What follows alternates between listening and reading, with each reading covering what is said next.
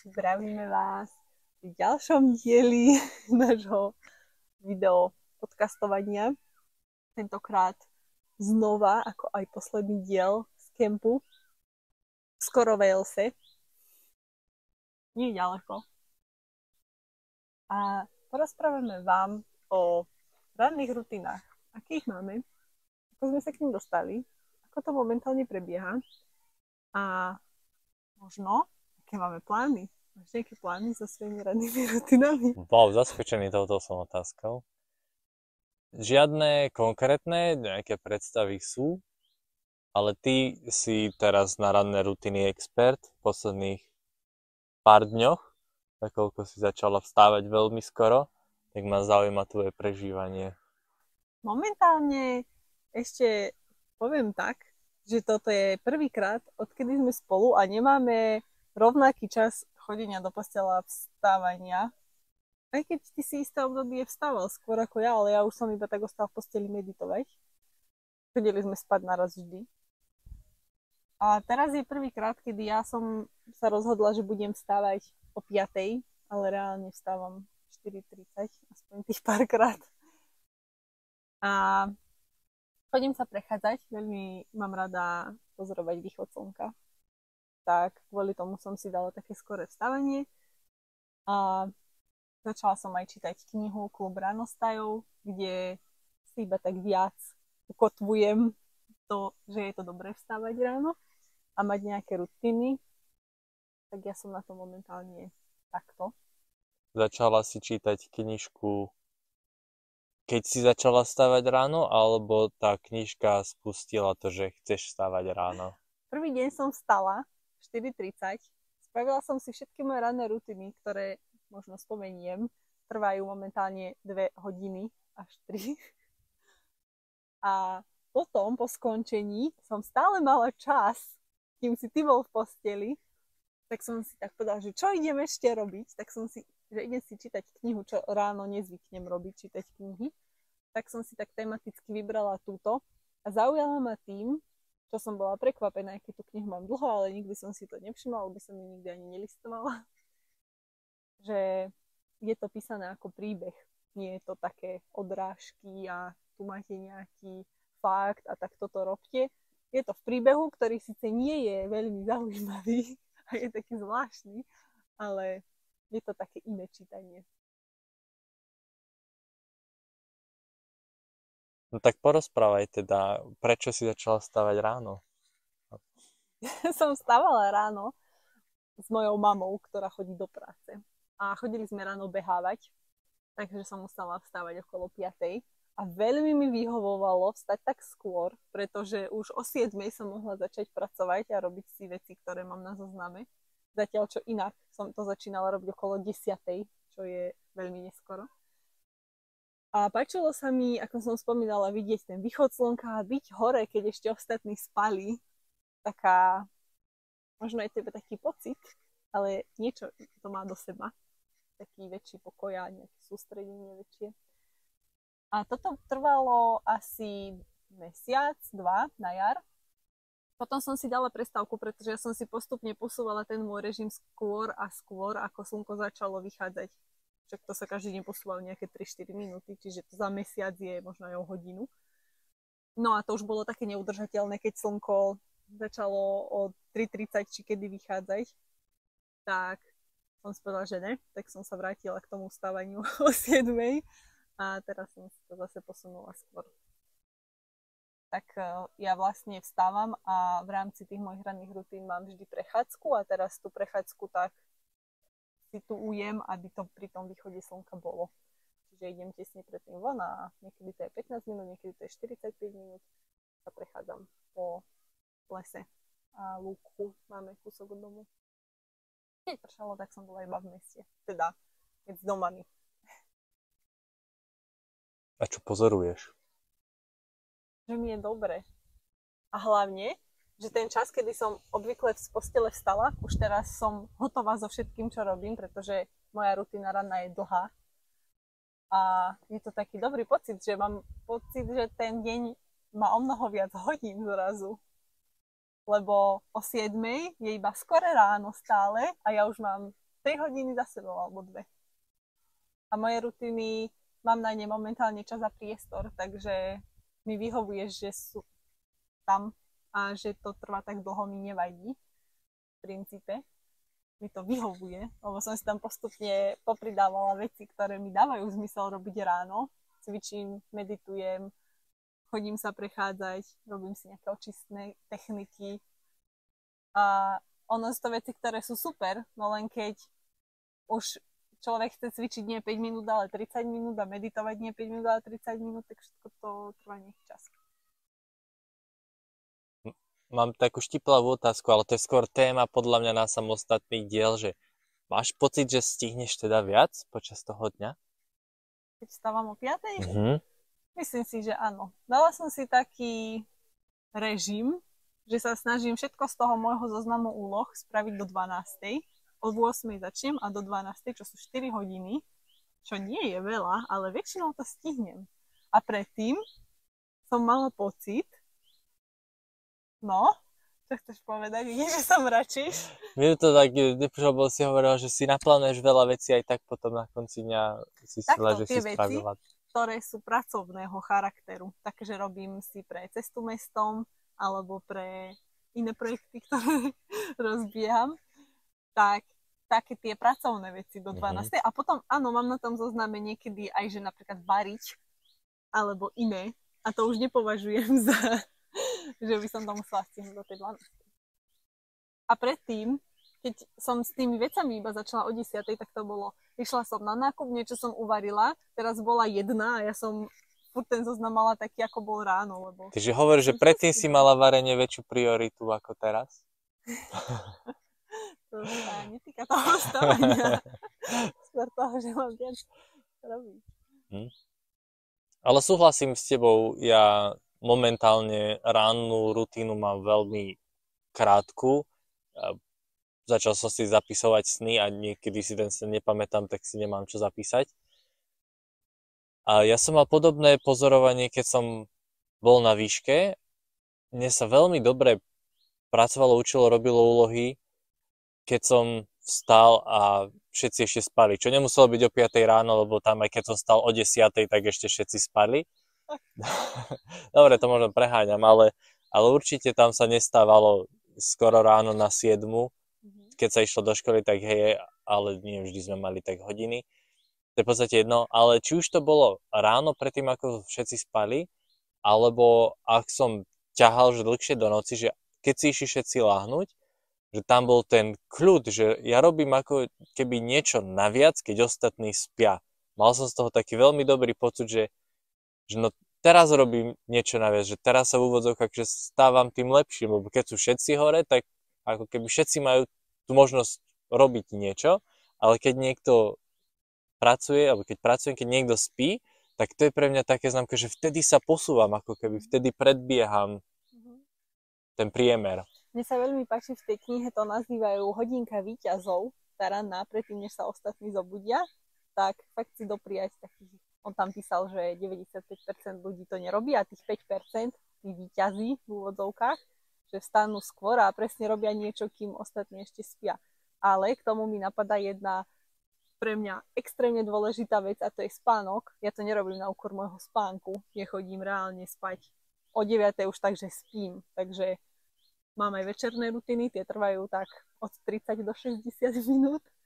Tak tie začínam už pred 8 robiť a už častokrát do pol 9 ležím v posteli a ja teda tým, že nemám problém zaspať, tak zaspím aj za 5 minút, čiže ešte si prečítam pár strán a proste už o 9 spím, aby som medzi tou 4. a 5. mohla vstávať, tak keby niekto chcel s tým začať, tak určite nechcem tým povedať, asi ani ty, že vstávajte skôr ako ostatní a menej spíte a budete to skôr. Je to o tých prioritách, že ja ten večer aj tak nepovažujem za nejaký produktívny, vtedy sa mi už aj tak nechce robiť a maximálne, ak niečo také robím, s čím som spokojná, tak to je, že si čítam knihu alebo sa občas zvykneme hrať karty a také veci, že trávime ten čas spolu, ale chodiť spať o 9 mne nevadí.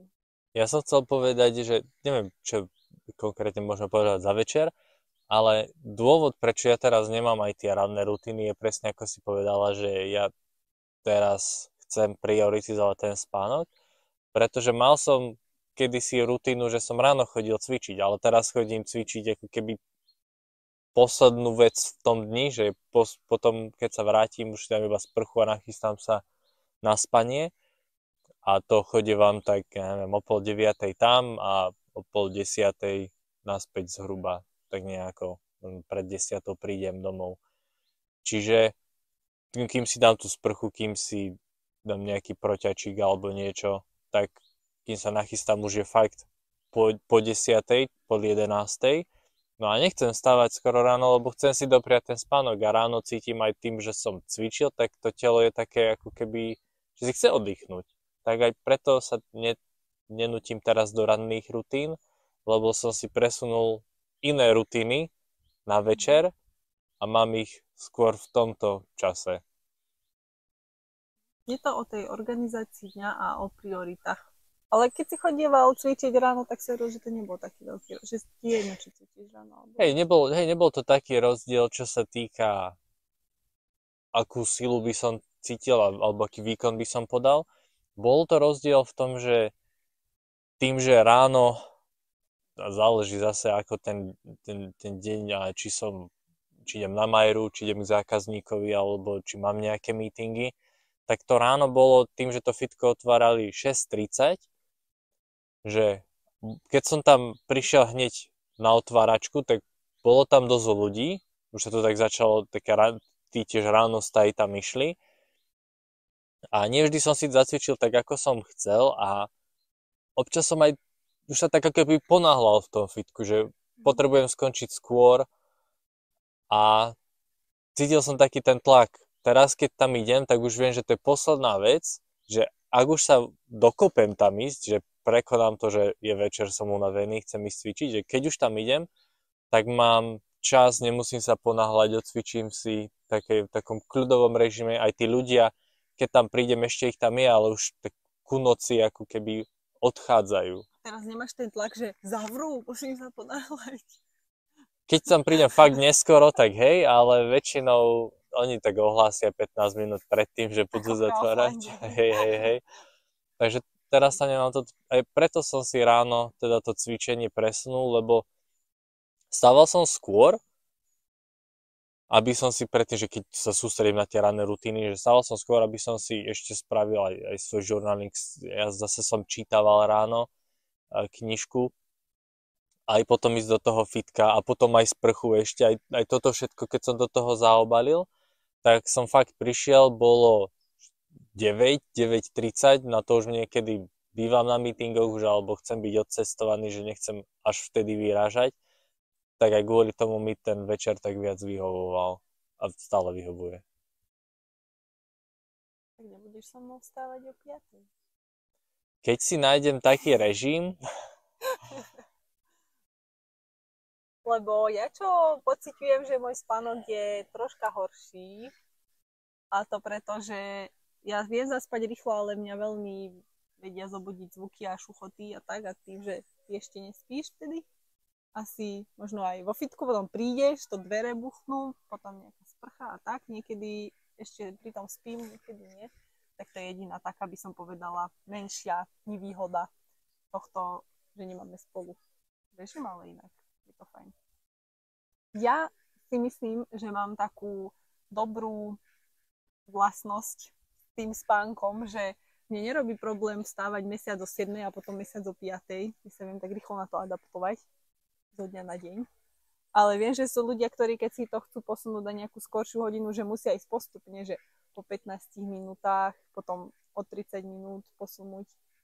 Že skôr tak to teraz ani nechcem, aby to vyznelo, že robím nejakú výzvu, že teraz staňte všetci o 5. V tej knihe to tak ste písali. Ale podľa mňa, ak to niekomu vyhovuje si tak postupne na to zvykať, aj to je dobrý spôsob. A rovnako to platí pre všetky tie ranné rutiny. Moja teda trvá niekoľko hodín ráno. Ale to nebolo tak, že by som si jedného dňa povedala, že zajtra chcem toto všetko spraviť ráno a odtedy som to robila. To už sú vyše 3 roky, čo si budujem túto rutinu rannú. A postupne tam tie veci pridávam a postupne si na ne zvykám. Napríklad mi trvalo vyše roka, kým som si zvykla ráno cvičiť. Čo teraz už beriem ako takú samozrejmosť. A bola tam jedna veta v tej knihe, že to aj ja tak mám nejako stanovené, že ako zistím, či už je niečo taký zvyk. A to bolo, pamätáš si to? Že už je to príjemnejšie pre mňa spraviť, ako nespraviť to. Tak aj to sú veľkú väčšinu z tých vecí ja už mám tak aj zautomatizovaných, ale tak som si neprivykla, že už by mi to bolo naozaj horšie, keby som tie veci vynechala, ako napríklad to ranné cvičenie. A to si pamätám, že boli dni v desiatkách, vyše 100 počas toho roka určite, keď som sa ráno prinútila cvičiť iba 1 minútu, iba za to, aby som si nejaký ten zvyk vybudovala a potom som začala predĺžovať ten čas, keď som na to bola navyknutá. Tak aj to patrí podľa mňa k tým ranným rutinám, že tiež to nie je také, že by som si jedného dňa napísala, čo chcem všetko robiť a hneď to začala robiť. Je taký postupný vývoj. A toto je momentálne, kde som v tom ja, kde si v tom ty. Ale u teba sa to tak viac mení, by som povedala. Ja mám tie rutiny také, že proste ich mám. Odkedy sme sa spoznali, možno tam nejaké pribudli, ale stále boli dlhé a boli také podobné, ako sú. A u teba mám pocit, ale tak môžeš povedať, keď niečo k tomu chceš, že ty máš také obdobie, že máš to tam, nemáš to tam a tak. A ešte k tomu mi napadá jedna vec, že aj tu, keď sme že v kempe, tak ja som si myslela, že tu tie ranné rutiny nespravím, aspoň nie všetky, ale v nejakej forme ich tu robím. No ráno cvičím jogu, síce nie je to také ako doma, je to fakt pár minút a je to skôr také tie pozície zo stoja, ktoré sa robia, lebo toto máme v stane, takže to tu nebolo vonku. Ale aj to cvičenie sa dalo spraviť, aj otužovanie, bola som tu v tom potôčiku, aj meditáciu, však to sa mi tu meditovalo možno ešte lepšie ako vnútri, ale jednoducho všetky tie veci sa dajú spraviť, aj keď to prostredie je o dosť iné. Dajú. A máš pravdu, ja si to tiež na sebe všímam, že nie som taký stabilný v rutinách. A pre mňa to všetko závisí aj od okolností. Viem, že keby chcem, tak tie rutiny si dám, aké by som chcel mať a vedel by som sa im tam prispôsobovať, ale podľa mňa všetko závisí od toho, koľko má ten človek priestoru a ako si ten deň vie naplánovať. Pre mňa je veľmi také dôležité a kritické pri hocičom, aby som mal že takú rutinu, ale teraz nemyslím nejakú konkrétnu aktivitu, ale človek by mohol nazvať, že taký stereotyp. Že keď som doma medzi služobkami na mesiac a pol, tak sa viem do niečoho ako keby tak dostať, ale potom mám týždne, kedy som rozlietaný a vtedy sa mi tie veci ako keby tak, no, akože asi by sa, určite by sa dali, ale tá organizácia dňa je taká, že mi to tam v podstate nevyhovuje, tie ranné rutiny, hlavne večerné rutiny, to keď som na služobkách, to no, zase chcem byť aj sociálny, ale čo by som chcel ja k tomu povedať, že čo je taká priorita, čo je taká hlavná čo som chcel tým povedať, že tá ranná rutina by mala mať nejaký cieľ, nejakú hlavnú pointu a ja mám stále takú rannú rutinu, ktorú robím furt a vždy a tým som ja začal budovať si svoju rannú rutinu a to je tým, že ja som sa ráno zobudil, dobre, nie možno v prvom momente, ale som sa napil pohára čistej vody. Že niekedy som to spravil, keď som prišiel do kuchyne, niekedy som to spravil, keď som to mal vedľa postele. A vieš, že teraz som na tým akurát rozmýšľala, že toto ešte poviem, že ale čo na tebe pozorujem už dlhodobo, že staneš a že sa napiješ. No. To robím aj ja. No a to je presne taká tá jedna vec, ktorá mňa ako keby tak mentálne na ten deň tak nastaví, že ja sa pozriem z toho balkónového okna von, kuchynského okna von, tam popozerám záhradu, napijem tej vody, občas som vonku s tebou. A to je pre mňa tá rutina, to je taký ten kór, od ktorého už potom sa odvíjam. ak kdokoľvek chce začať s rutinami, podľa mňa presne takto by sa malo začínať s rutinami, že úplne s takouto drobnosťou. To bol aj môj prvý krok, pohár vody No. v posteli hneď. Takže áno, ja si to skôr tak organizujem podľa toho aj s tým cvičením, že dal som si to na večer, tak ráno som si niečo zmenil a keď príde nejaká opäť zmena, tak si aj tú rutinu upravím tej zmene. Čiže hej, ja to skôr tak operatívne ladím tie rutiny na svoj život a ako keby nerobím, že tá rutina definuje môj život. Čo asi obidve má svoje výhody, obidve má svoje nevýhody. To sa tak hovorí, že teda človek by si mal dať rutinu na takého človeka, akým on má v predstavách, že ak chce niekto byť hej, bohatý napríklad, tak si dáva tie rutiny toho bohatého a toho potom dovedie k toho bohatstvu. Že ten môj prístup zmien pravdepodobne nenasvedčuje, že by to tak malo byť, ale zase go with the flow. Zase keď niečo by som mal robiť na silu, tak sa snažím nájsť také miesto, že taký balans, presne. Lebo aj u tých služobiek, ja tam mám takú otázku, že potom na úkor čoho by si to robil. Lebo ja som s tebou teda bola párkrát na služobke a fakt si prišiel o 11. večer a vstával si o 6. ráno, tak keby si tam chcel mať ešte polhodinovú večernú rutinu a hodinu ráno, tak by to bolo na úkor toho spánku, čo tiež nie je vôbec dobré. Ale potom ja keď niekedy mám teda také, že z nejakého dôvodu tie rutiny vynechám, napríklad, že som chorá alebo čo, tak už sa aj vyslovene teším na to, že keď ich budem môcť zase vykonať, že ja už cítim, že som na to dosť navyknutá na tento spôsob. Ale mne sa páči aj to, čo ty spomínaš, lebo to ukazuje presne taký ten rozdiel medzi nami, že tá tvoja rutina spočíva v tom, že si dáš pohár vody, moja má 3 hodiny, čo sú možno 2 také opaky. Aj keď opaky. Čak vlastne je toto isté, no máme nejaký zvyk ráno niečo robiť, ale teda dobre si to povedal, že čo je vlastne tá pointa toho, tých rutín. A za mňa je to také pripraviť sa na deň aj trochu mentálne, aj trochu fyzicky tým, že tam mám nejaký pohyb, ale ty tiež máš častokrát ráno cvičíš, strečuješ, to robíš skoro vždycky, aj keď možno nie je nejako, že cieľene vedome, že teraz to idem odškrtnúť zo zoznamu, čo ja teda škrtám ranné rutiny zo zoznamu, keďže mám aplikáciu, ktorá ma k celým týmto rutinám dostala. Tak je to taká tá príprava, taká, ako sa to povie, transition z toho spánku a z toho oddychu na ten deň plný aktivít a to, že mám sa na niečo zamerať a podať nejaký výkon, tak toto spraviť. A to presne môže byť tým, že si človek dá pohár vody a 5 minút si zastrčuje. A môže to byť aj tým v mojom prípade, čo si myslím, že málo kto má na to taký čas a priestor ako ja, aby tam 2 hodiny ráno sa chodil rozímať do lesa a cvičil a neviem čo všetko. Toľko aj odo mňa. Máme ďalší diel za sebou? Myslím si, že máme. Výborne. Dúfam, máme novú techniku, tieto mikrofónky pekné. Tak snáď bude zvuk lepší ako naposledy, ale teda sme si vedomi toho, že to nie je dokonalé, ale robíme to iba tak, že nás to baví, tak spontánne sa natáčame, ale už sme investovali do prvého vybavenia, tak hádam, to bude trochu lepšie.